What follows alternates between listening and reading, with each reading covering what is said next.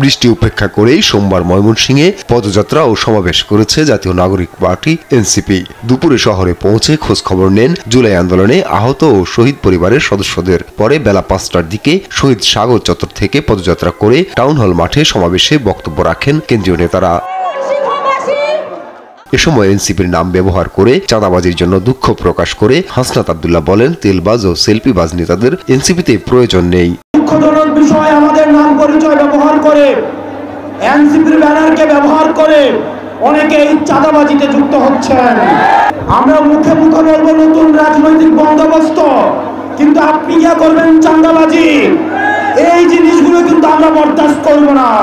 আরেক ধরনের নেতা কর্মী রয়েছে, একটা সেলফি তুলে ফেসবুকে হচ্ছে সেলফি বাণিজ্য করে, প্রশাসনে ছবি বাণিজ্য করে, এদেরকে প্রতিহত করবেন।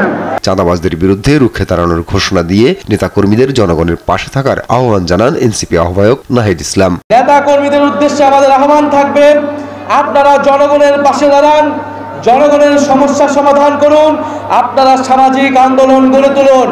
এই ময়মনসিংহবাসীর পক্ষে আপনারা আন্দোলন গড়ে তুলুন, দুর্নীতি, চাঁদাবাজ, সন্ত্রাসের বিরুদ্ধে সামাজিক আন্দোলন গড়ে তুলুন। এ সময় জুলাই সনদ ও ঘোষণাপত্র নিয়ে কোনো তালবাহানা চলবে না বলে হুঁশিয়ারিও দেন নাহিদ। দেশে সংস্কার প্রক্রিয়া চলছে, ঐক্যমত্য কমিশন বলেছে জুলাই সনদ হবে, আমরাও বলেছি জুলাই সনদ হতেই হবে, এবং সেটা 5ই আগস্টের মধ্যে।